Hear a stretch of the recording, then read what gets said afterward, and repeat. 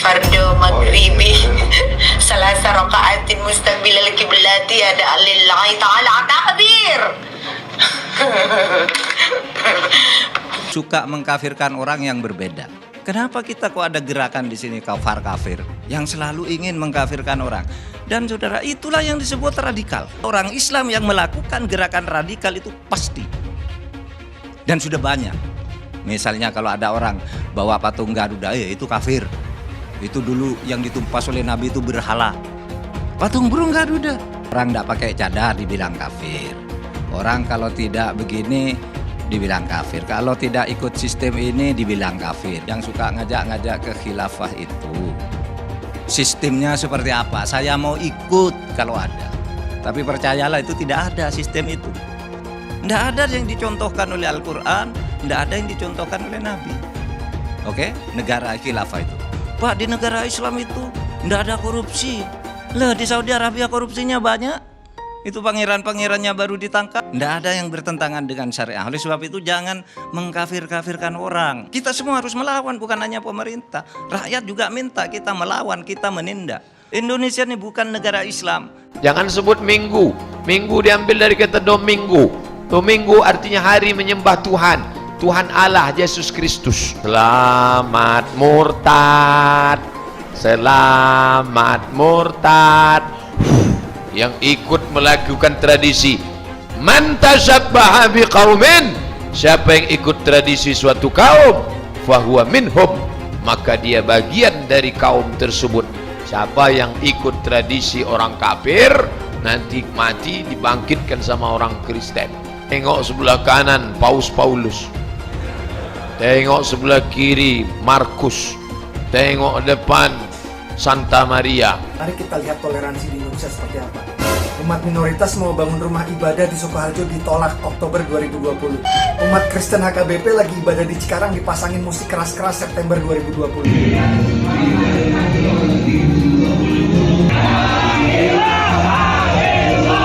Dari tua masjid saja ini ada korban penistaan agama gara-gara tua masjid. Ibu Meliana rumahnya sampai dibakar, dia masuk penjara. Tapi ngomong-ngomong, bolehkah tua masjid itu dikritik? Di dalam Al-Quran sendiri tidak boleh mengeraskan suara di dalam memanggil berdoa pada Tuhan. Surat Al-A'raf ayat 55, Allah tidak menyukai orang-orang yang melampaui batas. Artinya orang yang mengeraskan suara pakai mikrofon di dalam doa, di dalam azan itu melampaui batas. Di mana ayatnya di Quran habis sholat 5 waktu? Oh, nggak ada ayat di dalam Al-Quran sholat 5 waktu. Segera copot dan proses pidana. Harus mampu menegur anggotanya. Kalau nggak mampu, saya ambil alih. Panglima Laskar itu memegang MKC dari belakang kemudian dipukul oleh yang lainnya. Yang aneh, orang yang memegang dia ketika disiksa dan dikeroyok itu malah sekarang dilepaskan, tidak masuk di dalam tersangka.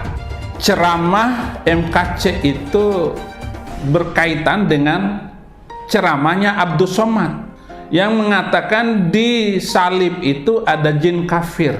Aneh ini, polisi tidak menangkap Abdul Somad yang menjadi sumber atau biang dari segala kerusuhan ini sehingga MKC ditangkap. Kafir, tak bersunat, tak mandi wajib, berzina kerjanya.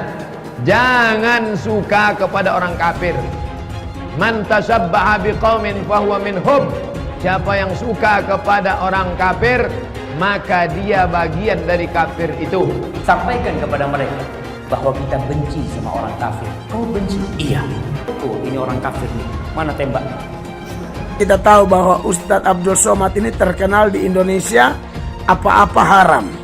Masuk ke rumah ibadat orang lain, kalau orang Islam masuk ke gereja haram. Ini haram, itu haram. Belum lagi ustadz-ustadz sejenis Abdul Somad yang mengharamkan kalau mengidolakan pemain sepak bola haram. ini haram, itu haram. Antum mencintai pemain bola kafir, boleh nggak? Nggak boleh. Dipajang fotonya, kaosnya, nggak boleh. Dia mencintai orang kafir, loyal kepada orang kafir, membela orang kafir. Berarti kalau sudah membela orang kafir, dia masuk orang beriman atau bukan? Bukan. Masuk kepada golongan apa? Munafik. Apa hukumnya berwisata ke tempat ibadah orang kafir? Contohnya Candi Borobudur. Hukumnya haram, karena itu termasuk persetujuan kepada peribadahan mereka. Kita nggak boleh datang ke situ kecuali untuk satu tujuan. Mau membubarkan orang yang lagi beribadah kepada selain Allah. Haram hukumnya masuk ke rumah ibadah orang lain. Haram. TV itu dikatakan para ulama haram. Maka usulan anak kepada antum-antum yang punya TV, buang tuh TV. Bahaya. Bagaimana hukumnya musik dulu kan? Saya katakan haram. Surah 26 ayat 31 ayat 6 dulu kan udah dibacakan. Dari mana musik itu? Dari gereja. Musik bagian ibadah Kristen. Makanya sekarang mereka nyanyi, Pak. Haleluya, puji Tuhan, katanya. Sorga. Kapan musik masuk Islam? Pernah nggak musik mualaf? Itu permainan syaitan. Wajibnya menghancurkan alat-alat musik. Kalau ada orang yang merusak alat musik, kata Imam Syafi'i, juga tidak perlu disuruh bayar ganti rugi. Kenapa? Sama seperti dia menghancurkan khamar. Itu perkara yang haram. Membenarkan ajaran Kristen. Naik, naik, kiri, kanan. Orang kafir itu di neraka. Yang dimaksud patung Yesus Kristus, patung Brahma, Hindu Siwa, patung semua patung itu jadi bahan bakar api neraka, nanti membakar orang yang menggambarnya. Abdul Somad dan dari MUI juga memandang ini bukan penistaan agama, ya. Disinggung, apakah perlu saya minta maaf? Udah ya. Nah, ajaran saya. Laporan terhadap Ustadz Abdul Somad itu sudah dilaporkan dari beberapa tahun yang lalu. Ternyata Pak Somad boro-boro diproses, dipanggil saja tidak gitu loh. Minta maaf pun tidak mau. Konferensi persnya di MUI kan beliau cuma menyatakan begini, jika beliau meminta maaf berarti ajarannya harus direvisi. Katakan Abdul Somad sekarang juga. Bagaimana provokasi yang dilancarkan oleh Ustaz Abdul Somad amat sangat keterlaluan memecah belah bangsa ini. Saya juga memohon pada bapak-bapak polisi untuk tidak takut kepada tekanan dari manapun. Ayat-ayat tentang boleh membunuh dan boleh menghina orang lain beda agama itu ditutup. Ini strategi pemerintah China agar orang-orang Uighur tidak menjadi teroris. Disebut teroris marah, tapi mengajarkan ilmu Islam yang menghalalkan darah. Jadi salahnya di mana nyebut teroris? Emang kelakuan kayak teroris? Emang dasar teroris? Jangan katakan bom bunuh diri. Ini banyak wartawan-wartawan yang tidak Islami memakai istilah-istilah kafir tanpa dia sadari. Gerakan bunuh diri, padahal gerakan mati syahid. Zaman sahabat Nabi pakai pedang, zaman sekarang tak pakai pedang. Letupkan, ledakkan, mati syahid. Adapun orang yang mengejek ini mati konyol. Orang mati syahid dia katakan mati konyol. Saya pernah ditanya, apa pendapat Pak Ustadz tentang ISIS? Bagus, saya bilang. Siapa yang tidak ikut kepada ISIS, kafir, halal darahnya. Ceramahnya Ustadz Abdul Somad. Ya, ceramah yang membenarkan bom bunuh diri. Bom bunuh diri itu memang benar dalam Islam. Orang Islam yang baik itu yang menjadi teroris. Buka Al-Anfal ayat 60. Makruh hukumnya menengok tiang listrik yang berbentuk salib, karena dikhawatirkan hati goncang. Itulah yang ditempelkan salib di belakang ambulan. Kalau masjid kita punya ambulan, balik dari sini ambil pilok itu lambang yang ada di ambulan, ganti dengan bulan sabit. Batu hitam itu ya Allahnya orang Islam, walaupun seluruh ulama Islam mengatakan kami tidak menyembah batu hitam. Tetapi kenyataannya kenapa harus pergi ke Arab Saudi untuk mutar-mutar batu hitam itu? Bahkan kita kalau naik haji itu putar 7 kali. Sekali putar, cium itu batu hitam. Putar lagi sekali, cium batu hitam itu. Tidak ada masuk surga di dalam Islam itu. Lalu saya tunjukkan ayatnya. Quran surat Al-Ahqaf ayat 9, jadi Nabi Muhammad tidak tahu apakah dia masuk surga atau tidak. Nah ini yang dimaksudkan oleh Muhammad Kacai, bahwa tidak ada keselamatan di dalam Islam. Benar, itu ada di dalam Al-Quran kok.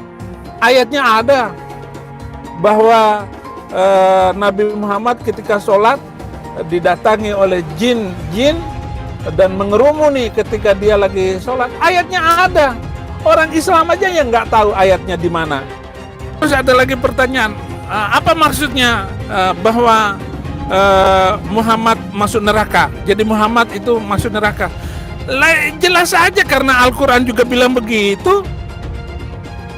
Quran surat ke-19 ayat 71 dan 72. Dan Al-Quran itu boleh membunuh manusia lain karena beda agama. Saya tunjukkan ayatnya tadi. Surat ke Al-Baqarah ayat 191. 300 ayat di dalam kitab itu boleh menyelesaikan nyawa orang. Bela kitab sucinya, bela Tuhannya, ya kan? Kalau Tuhannya pun setan mungkin dibela juga, kan begitu?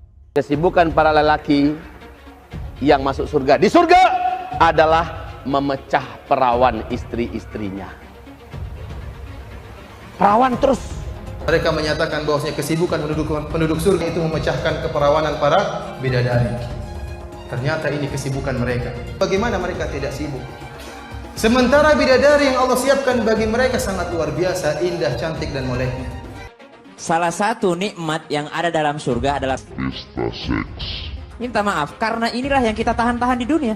Menyemburkan ujaran kebencian, menebarkan berita bohong, itu berlangsung berulang-ulang dan bertahun-tahun. Saya harus melakukan penegakan hukum yang tegas terhadap model seperti ini. Gak ada gigi mundur, maju terus.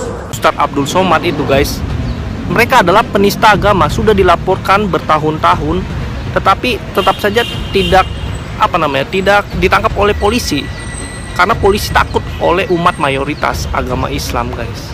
Penistaan salib Ustadz Abdul Somad guys, dan sampai sekarang si UAS ini tidak ditangkap juga oleh polisi. Ya polisi tahulah sendiri, polisi mah aduh takutan kalau polisi Indonesia mah.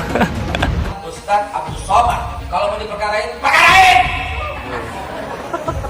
Kalau mau dilaporin, laporin.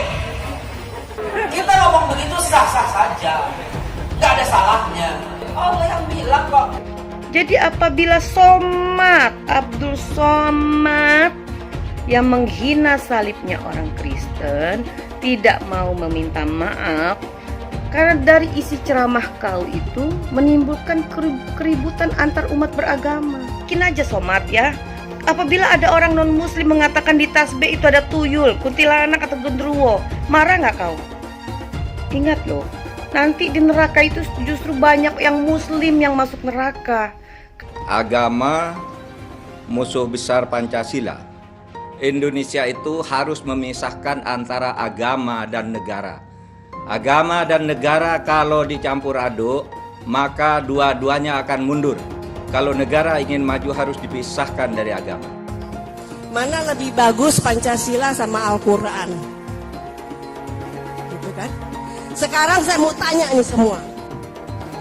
Yang berjuang di abad 20 itu Nabi yang mulia Muhammad apa Insinyur Soekarno untuk kemerdekaan?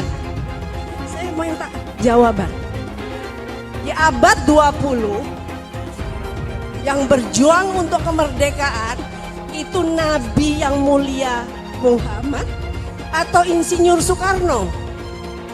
Ayo jawab, gak ada yang berani. Beb, Ate, iki lagi rame iki, Beb. Apaan? Ada yang ngomong katanya di dalam salib itu ada jin kafir, Beb. Apa benar di Al-Quran ada seperti itu? Tidak ada. Terus dia ngolok-ngolok lagi simbol Tuhan agama lain sampai dibikin kepalanya ke kanan apa ke kiri. Apa boleh di Al-Quran seperti itu? Tidak boleh. Dia ngomong lagi, Beb, katanya jin kafir itu manggil lo, haleluya. Apa boleh di Al-Quran seperti itu, Beb? Tidak boleh, Allah tidak boleh. Terus kenapa dia masih bikin kayak gitu, Beb?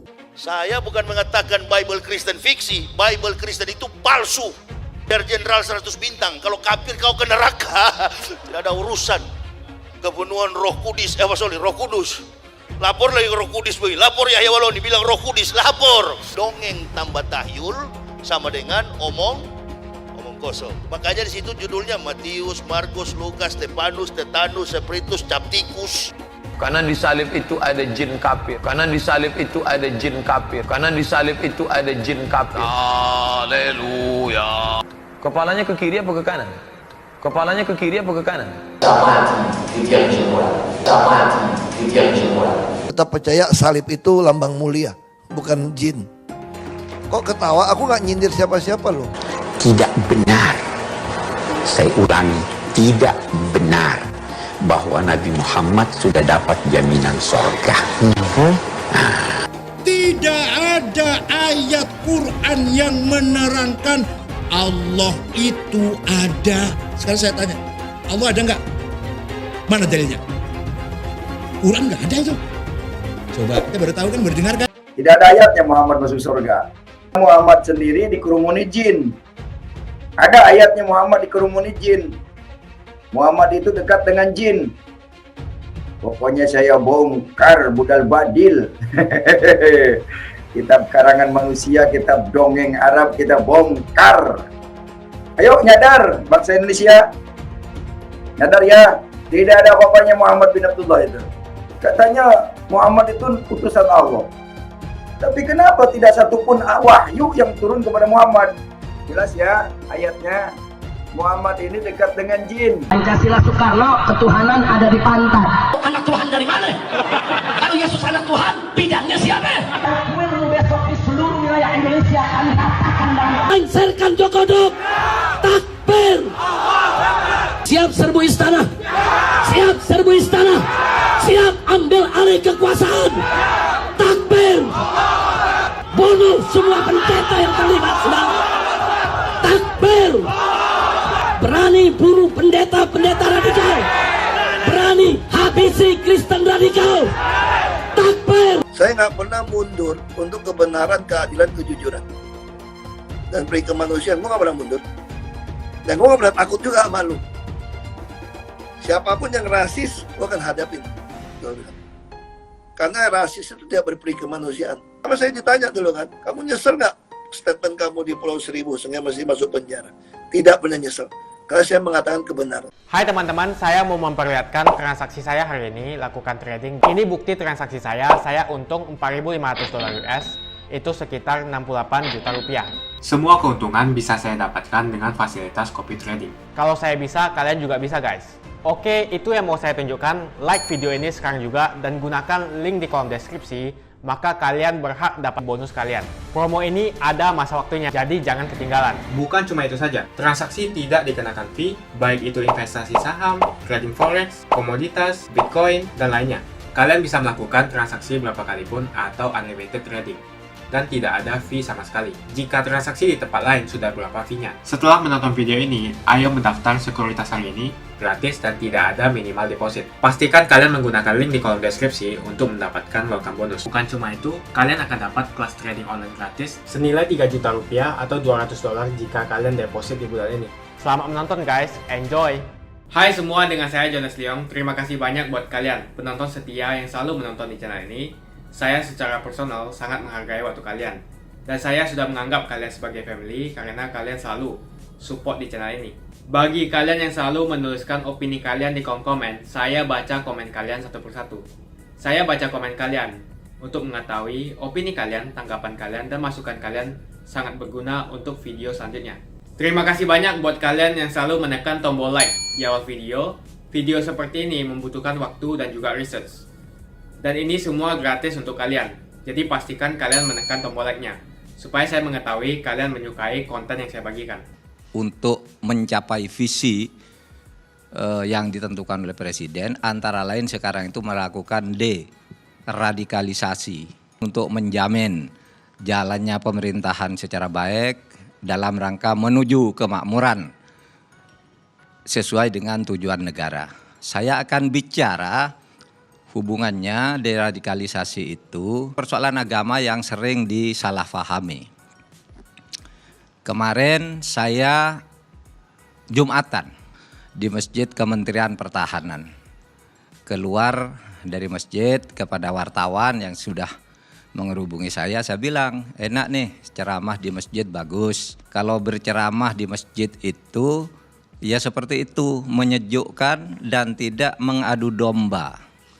Tidak suka mengkafir-kafirkan orang hanya karena perbedaan pendapat. Nah itu yang saya katakan. Mahfud MD melarang orang mengatakan kafir di masjid. Itu berita yang menyesatkan. Karena saya tidak pernah melarang orang mengatakan kafir di masjid. Saya bilang jangan takfiri. Takfiri itu suka mengkafirkan orang yang berbeda. Kalau misalnya orang tidak pakai cadar dibilang kafir. Orang kalau tidak begini dibilang kafir. Kalau tidak ikut sistem ini dibilang kafir. Padahal pendapat itu banyak. Jangan menuduh orang lain kafir. Dan jangan memusuhi orang yang menurut agama kita itu kafir. Sehingga kalau dibalikkan kita yang kafir menurut agama mereka. Nah itu maksud saya, jangan suka mengkafirkan orang. Yang penting jangan suka mengkafirkan orang dan jangan menimbulkan permusuhan karena agama itu adalah untuk kedamaian. Itu visi, bagian dari visi pemerintahan tentang hubungan agama dan negara. Saya punya keyakinan bilang kafir itu boleh tapi jangan mengkafir-kafirkan orang. Hanya karena memilih jalan atau memilih faham tim kenegaraan di Indonesia ini adalah sistem yang sudah sesuai dengan syar'i. Lalu bilang begitu dibilang kafir.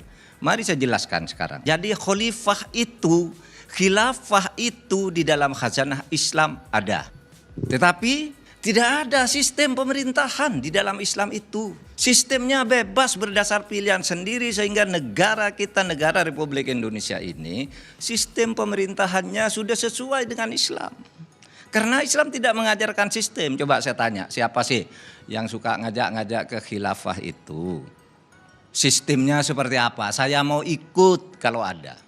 Sekarang saya jadi Menko Polhukam. Kalau ada yang punya dalil Al-Quran dan hadis bahwa sistem pemerintahan itu ada menurut Islam, saya ikut dan saya akan mengkampanyekannya. Tapi percayalah itu tidak ada sistem itu. Sistem itu bebas. Tidak ada yang dicontohkan oleh Al-Quran, tidak ada yang dicontohkan oleh Nabi. Oke, negara khilafah itu. Ada Pak Mahfud, Nabi itu kan mendirikan negara juga. Itu contohnya. Tidak bisa kita mendirikan negara seperti Nabi. Tidak bisa. Karena sekarang tidak ada Nabi lagi, coba. Legislatif, eksekutif, yudikatif itu ada di tangan Nabi. Nabi pegang legislatif, eksekutif, yudikatif. Apakah kita akan ikut negara seperti itu? Pasti dilarang oleh Nabi juga karena tidak ada Nabi. Di zaman sesudah tidak ada Nabi, macam-macam. Ada yang pakai pemilu pemerintahnya, ada yang sistem presiden, sistem parlementer. Beda-beda dan itu benar semua. Tidak yang salah. Oleh sebab itu jangan nyalah-nyalahkan bahwa wah yang di Indonesia itu kafir, tidak ikut, saya tidak bisa. Kalau ada, datang ke saya atau saya diundang, bertaruh kalau ketemu, ada. Itu sudah benar, tidak ada yang bertentangan dengan syariah. Oleh sebab itu jangan mengkafir-kafirkan orang. Hanya karena berbeda pilihan cara bernegara. Bukan lalu sistemnya harus ini, harus, tidak ada itu. Kalau ada saya mau ikut, karena saya orang Islam wajib kalau memang ada menurut Quran dan Sunnah. Ada 57 negara Islam yang sistem pemerintahannya, khilafahnya beda-beda. Begitu organisasi konferensi negara-negara Islam, itu sistem pemerintahnya beda-beda. Dan tidak ada yang mengatakan yang satu kafir, satu tidak. Kenapa kita kok ada gerakan di sini kafir?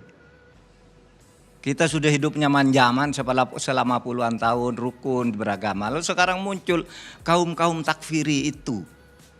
Yang selalu ingin mengkafirkan orang. Dan saudara, itulah yang disebut radikal.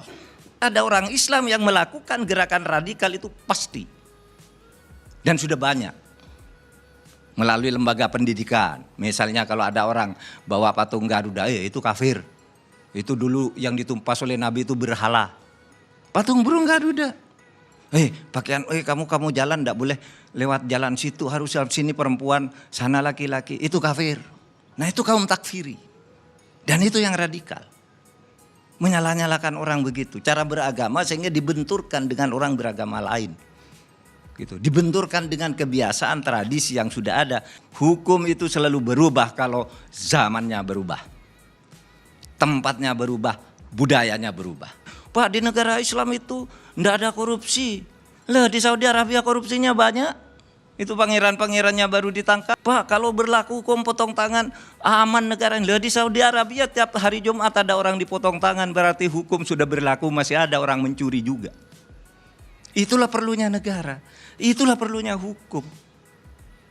Oleh sebab itu kalau ada yang ingin mengganggu itu kita lawan. Kita semua harus melawan, bukan hanya pemerintah. Rakyat juga minta kita melawan, kita menindak. Apa? Artinya negara ini harus dijaga, karena begitu Anda ngaco negara, seluruh rakyat akan menderita. Segelintir dari penduduk Indonesia, taruhlah ada 3%. Sedikit, tetapi itu harus diperangi, karena mereka ini kalau tidak dilawan, ini akan menyebar kepada anak-anak sekolah. Sekarang anak sekolah itu ada loh yang pulang sekolah, perempuan, putri kelas 5 gitu, ada temannya laki-laki, katanya bukan muhrim, padahal masih kecil. Sudah bicara muhrim, dilarang oleh agama, ketemu laki-laki yang bukan muhrim. Anak kecil diajari begitu, masih kelas 5 SD.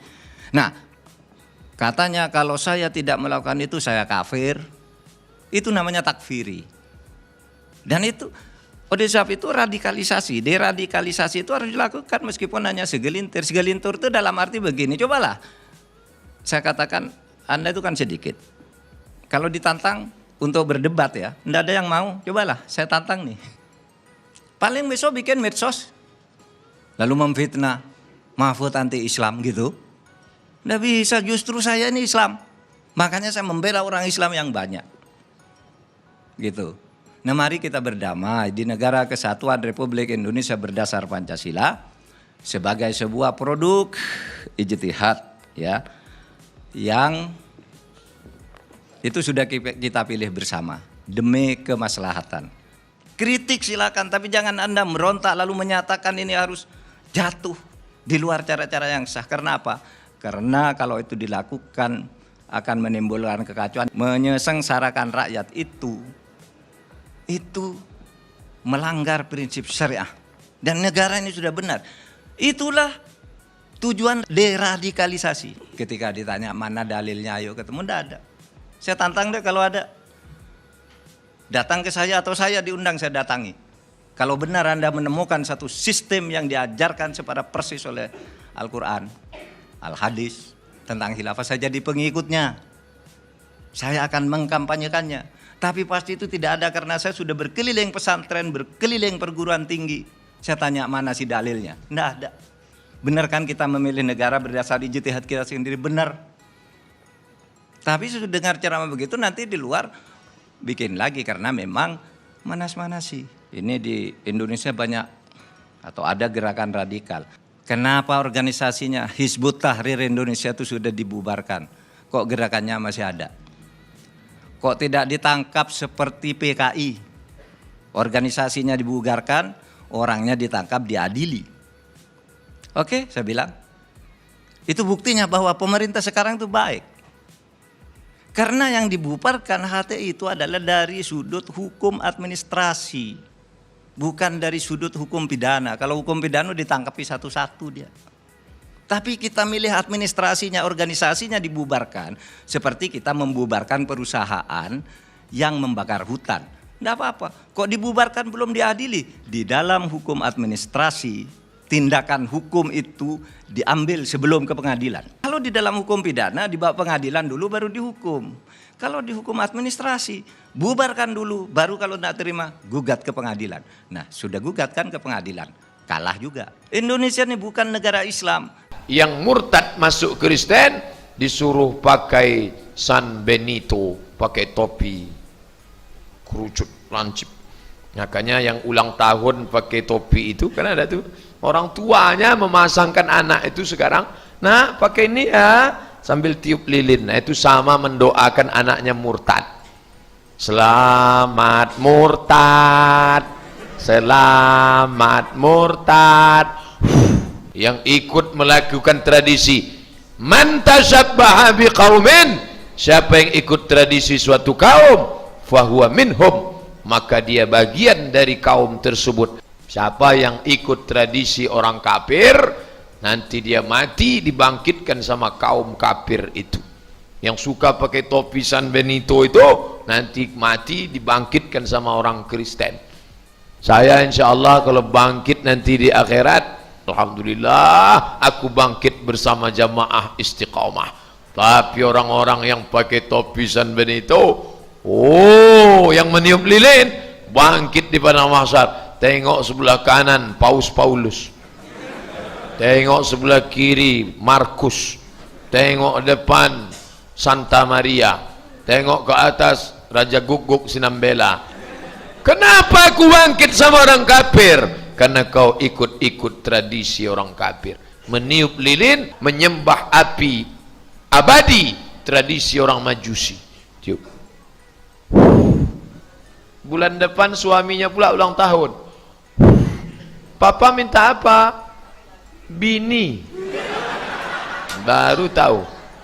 Jangan. Ustadz nih ceramah aja nih. Memangnya ustadz munafik? Memang ustadz tak pernah niup lilin? Pernah.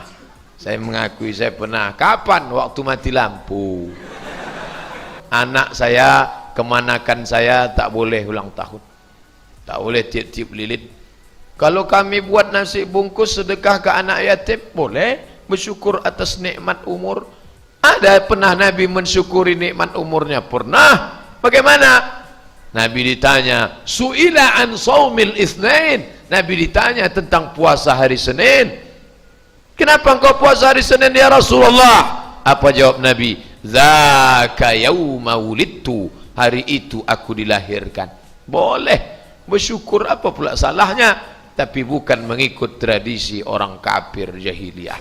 Makasih banyak buat kalian yang nggak skip dan nonton video ini sampai habis. Saya secara personal sangat menghargai waktu kalian. Makasih banyak buat kalian yang sudah tekan tombol subscribe, dan makasih banyak buat kalian yang sudah tekan tombol loncengnya. Jangan lupa bagikan informasi ini ke teman atau family Anda. Mungkin teman atau family Anda membutuhkan investasi ini. Oke guys, sekian dulu dari saya. Jangan lupa follow Instagram saya di @johannesleongofficial untuk kata-kata motivasi setiap harinya. Bagi kalian yang termotivasi nonton video ini, ayo like video ini dan subscribe di channel ini. Dan buat kalian yang sudah subscribe di channel ini, jangan lupa tekan tombol loncengnya supaya kalian mendapatkan notifikasi setiap kali saya upload video.